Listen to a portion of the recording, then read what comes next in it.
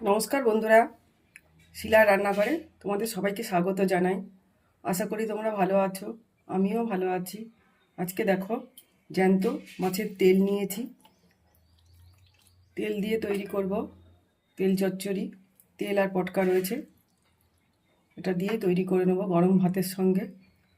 প্রথম পাতে একদম পারফেক্ট তৈরি করা পদ্ধতি আজকে তোমাদের সঙ্গে শেয়ার করব। দেখার শুরুতে একটা লাইক দিয়ে কমেন্ট করে জানিও। ইউটিউব থেকে নতুন বন্ধুরা যদি আমার রান্না দেখো, চ্যানেলটিকে সাবস্ক্রাইব করে পাশে থেকো। ফেসবুক থেকে দেখলে ফেসবুক পেজটিকে ফলো করে আমার সঙ্গে থেকো। মাছের তেলটাকে একদম পরিষ্কার করে ধুয়ে নিয়েছি। এবার তাহলে কিভাবে তৈরি করছি সঙ্গে থেকে দেখতে থাকো।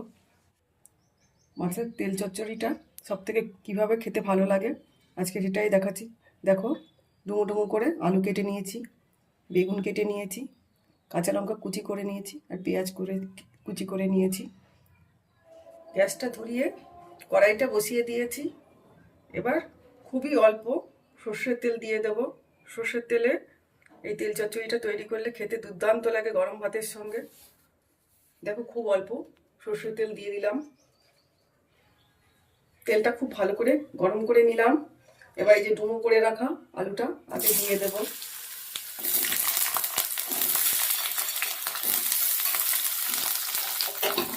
গ্যাসটাকে মিডিয়ামে করে আলুটাকে আগে খুব ভালো করে ভেজে নেব।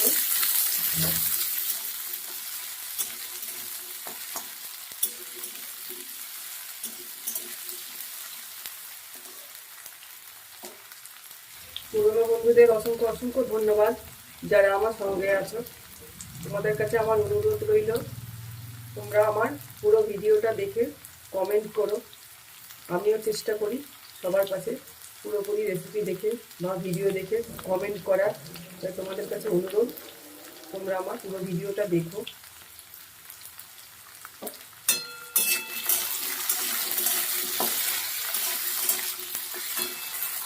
গরম ভাতের সঙ্গে একদম পারফেক্ট রেসিপি। আমি এইভাবে তৈরি করি, খেতে দুর্দান্ত লাগে বলে আজকে তোমাদের সঙ্গে সেই রেসিপিটাই শেয়ার করছি।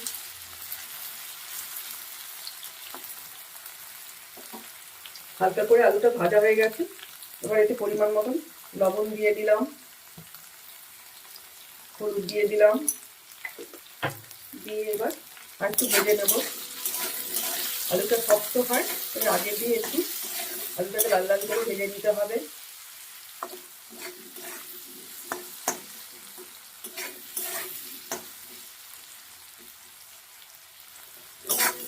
আলুটা একটু লাল লাল করে ভাজা হয়ে গেল হলুদ লবণ দিয়ে। এবার কেটে রাখা বেগুনটা দিয়ে দেবো এর মধ্যে, একটু নাড়াচাড়া করে নেবো।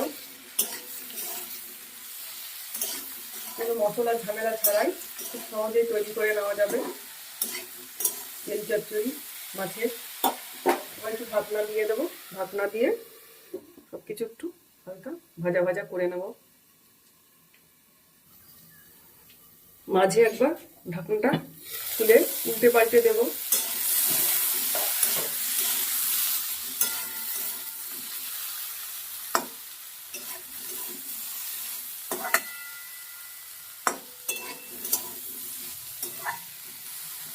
আবার একটু ঢাকা দিয়ে দেবো।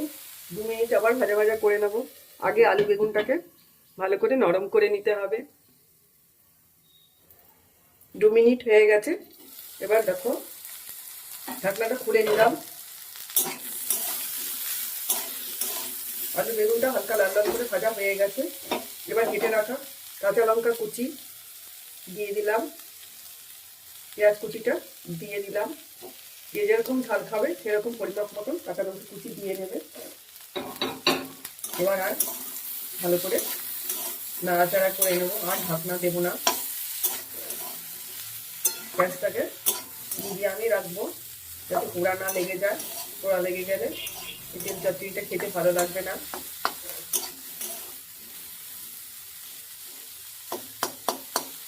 তোমরা একবার জ্যান্ত মাছের তেল পটকা নিয়ে এসে এইভাবে তেল চচ্চড়ি তৈরি করে নিতে পারো।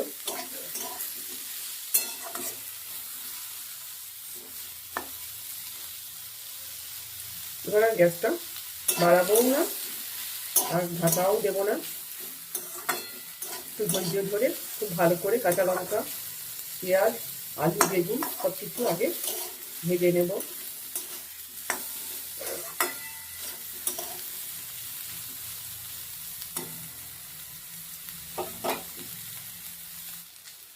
দেখো কি সুন্দর পেঁয়াজ, কাঁচা লঙ্কা, আলু, বেগুন সব কিছুই ভাজা ভাজা হয়ে গেছে, বেশ নরমও হয়ে গেছে। এরকম আলুটা নরমও হয়ে গেছে। এবার কড়াইটা মাঝখানে একটু ফাঁকা করে নিই। এবার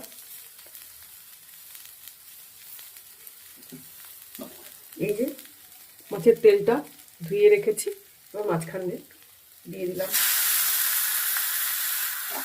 এবার ভাজা ভাজা করবো সব কিছুর সঙ্গে মাছের তেলটা।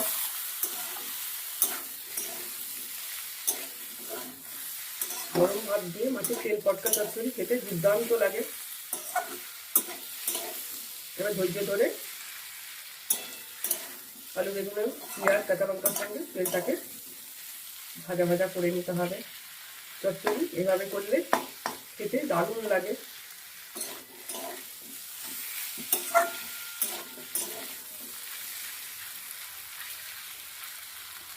মাছের তেলের পটকার চচ্চড়ি এভাবে করলে খেতে দারুণ লাগে। এবার তেলটাকে উল্টো পাল্টে ভালো করে ভাজা ভাজা করে নেব। এই জন্যই প্রথমে আমি খুবই অল্প তেল দিয়েছিলাম, বেশি তেলের প্রয়োজন নেই, অল্প তেলেই তৈরি হয়ে যায় তেল আর পটকা চচ্চড়ি। আস্তে আস্তে পুরো তেলটাই ফুলে যাবে আর আলু বেগুনের সঙ্গে মিশে যাবে।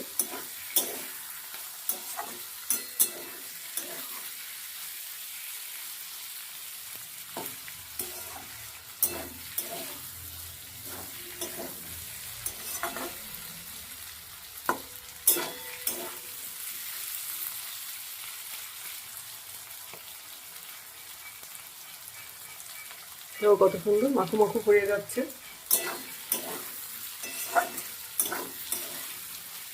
নাড়িয়ে চাড়িয়ে একদম ভাজা ভাজা করে নেব।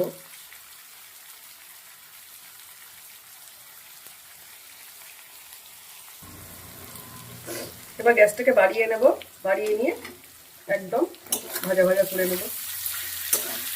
দেখো কত তেল বেরিয়েছে। এই তেল চচ্চড়ি দিয়ে এক থালা ভাত নিমিশেই খেয়ে নেওয়া যাবে। আলু বেগুন সব কিছু একদম নরম হয়ে মাখো মাখো হয়ে গেছে।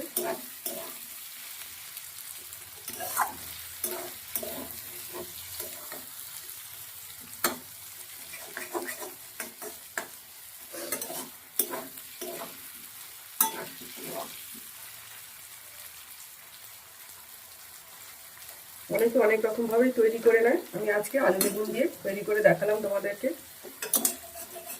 মাছের তেলের পটকা আর তেলের চচ্চড়ি।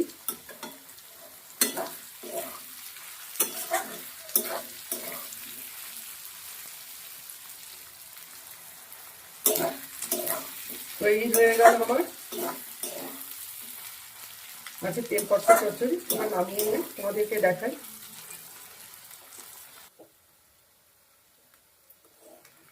এবার নামাই, দেখো কত সুন্দর দেখতে হয়েছে, খেতেও দুর্দান্ত লাগে। এভাবে মাছের তেল আর পটকা দিয়ে আলু বেগুন দিয়ে চচ্চড়ি তৈরি করে নিলে গরম ভাতের প্রথম পাতে একদম পারফেক্ট জমে যাবে।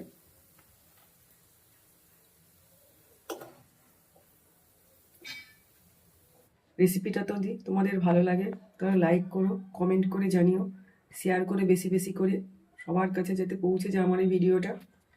ইউটিউব থেকে দেখে ইউটিউব চ্যানেলটিকে সাবস্ক্রাইব করে পাশে থেকো। ফেসবুক থেকে দেখলে ফেসবুক পেজটিকে ফলো করে আমার সঙ্গে থেকো। সবাই ভালো থেকো, সুস্থ থেকো। দেখা হচ্ছে তোমাদের সঙ্গে আবার অন্য কোনো ভিডিওতে অথবা লাইভে। সবাইকে অসংখ্য অসংখ্য ধন্যবাদ আমার সঙ্গে থাকার জন্য।